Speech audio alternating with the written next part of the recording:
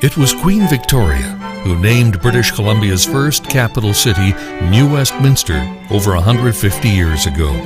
By 1900, the Royal City was the biggest city in Western Canada, the commercial hub of BC's Lower Mainland.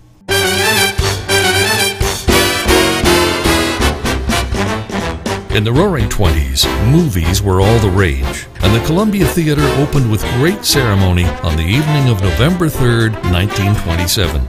This was the heyday of North American eclectic theaters.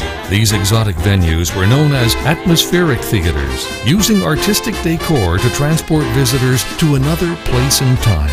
The Columbia's exterior featured twisted terracotta Moorish columns from the sidewalk to above the parapet. Inside, murals of Mediterranean scenery and wrought iron trellises created the atmosphere of an exotic walled garden. There are very few photographs of the original theater, but the recently discovered architect's drawings reveal the exquisite details and exceptional heritage value of this unique building in Western Canada's oldest city. The theater was a key feature of the Columbia Street business community, which in the 1940s became known as the Golden Mile. When Highway 1 opened in the mid-1960s, Columbia Street was bypassed as the main route from Vancouver to the Fraser Valley. The movie market declined with competition from television, and theaters downsized to form smaller venues. Famous players twinned their New West Theatre in 1976 and renamed it Columbia Cinemas, but to no avail. The theater closed in the mid-1980s. The Fraternal Order of Eagles bought the building in 1987 for meetings and events, but couldn't sustain it, so the city took over in the year 2000. The historic building had been renamed the Burr Theatre in honor of actor Raymond Burr, who was born and raised in the Royal City. For a short time, live shows were presented by the Raymond Burr Performing Arts Society, but a theater study determined that the facility didn't fit the city's needs for the future. However, the report went on to say it's a fabulous building that would be great for a variety of other public or semi-public uses. So the city took that and decided to sell the theater last year, and they put out a request for proposals from possible interested parties. And that's where Mr. Buckland of Laugh Lines Comedy Club came into the picture and said, I need a new home. So he put forward a proposal to the city that included a new home for Laugh Lines. The Laugh Lines proposal was accepted by City Hall, and Barry Buckland bought the Columbia Theatre from the city in 2009. When we purchased the building, they wanted the arts and culture to use this a lot. And we thought that's great. We want people in here. We want it full. So they are actually got people lined up already to use it. It's not if it's going to be used, how much time can I give them? Because we've got so many other people looking at it. Well, I think everyone in the city has been waiting for us to do this, one way or the other, and we picked the best way. What we got is a private entrepreneur that can put some business into the place, help us to build the downtown, and to use it as a business location. So we win in every way you can. Laugh Lines opened in 1989 at 4th in Columbia, a haven for stand-up comics and audiences who love to laugh.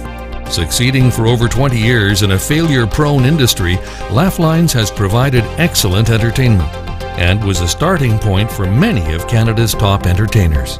Well, you know, the other thing, they got Barry Buckland with them, and we couldn't be more pleased at having somebody like that of that nature. He's been in our business through the tough times, okay? So we wanted to keep him here through the good times, so we'll grow together. The Columbia Theatre was officially declared a heritage property the day after its 74th birthday in 2001, and work began to uncover the secrets hidden under layers of paint. After hundreds of hours of painstaking effort, a portion of the original mural was restored to its former glory. It remains to be seen what more can be done. Architect Eric Pattison probably knows the theater better than anyone today. The building has served a purpose for every decade it's been around, and it has to evolve to stay vital to the community. So it's just not possible to return it to 1927. Unlike theaters, even say like the Orpheum, you know, in its original configuration, this theater was changed a few times, but there's still a role for it in the community, and there's still certainly a legitimate goal of restoring the historic elements within this changed theater. It'll be fabulous. Well, we're in the main area right now. It's the old-style theater seating. When the Bird Society came in, they put all these seats in.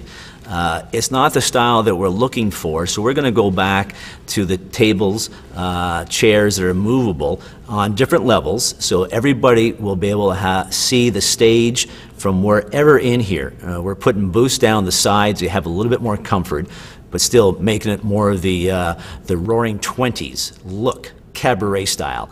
Upstairs is a completely different look. It's got the same type of ceiling, but it's flat. It hasn't got the different layers of seating, but it's also going to be done for weddings. So we're trying to keep the old style, but modernize it up enough to make it a little bit brighter than a normal club would have, because we want to be able to attract weddings. And with the amount of wedding shops are here on Columbia Street now, it's a shoo-in. The main floor will be about 300 seats, and the upper floor will be about 200 seats.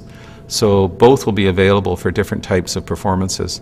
Obviously, the main floor theater here on this stage will be more suited to larger productions, arts productions, this sorts of thing. Meanwhile, the restoration of the historic elements can occur around this configuration of the building. Downtown New Westminster has changed dramatically over the past few years. People are coming back to Columbia Street and the waterfront area. You walk down the street on a weekend today, you see a lot more people wandering those streets, enjoying the cafes, enjoying the sidewalks, enjoying just the atmosphere than you would have 5-6 years ago. So it's only going to continue, because there's a lot more happening down there that really draws on the heritage of that area, but also provides some modern conveniences that people really appreciate. We've just done the downtown plan, and all around there is going to be high-rises, and all around there is going to be some new people living and businesses underneath, because we're still going to vitalize and revitalize Columbia Street. And guess what sits right in the middle? Laugh lines, okay?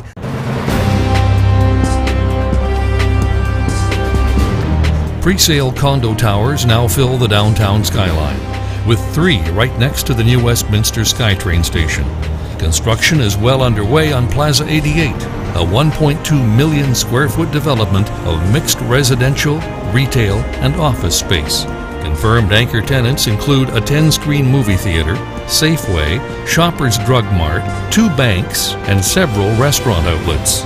The public market at Westminster Quay has been rebuilt and reopened as River Market, and right next door, construction is underway on Westminster Pier Park, a 3.2-hectare riverfront recreational area for walking, picnics, sports, fishing, and festivals.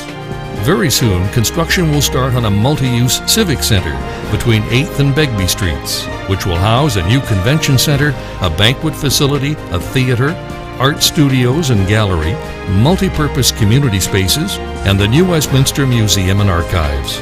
The facility will also include a 100,000 square foot Class A office tower and underground parking.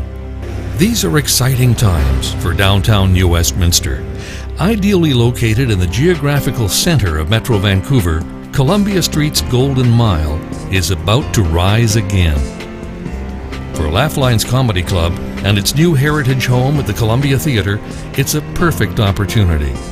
A larger stage facility in the center of the city's major redevelopment area. 2 venues on site to accommodate a wide variety of functions, and the preservation of a historic Canadian building, which integrates perfectly with New Westminster's heritage program and the city's arts and culture initiatives. And that's really good for us. So I see it as a win-win-win for everybody, for the citizens of New Westminster, for our city parks and recreation and culture, and for the Laugh Lines themselves, to keep them here, because remember this, they're going to pay me taxes.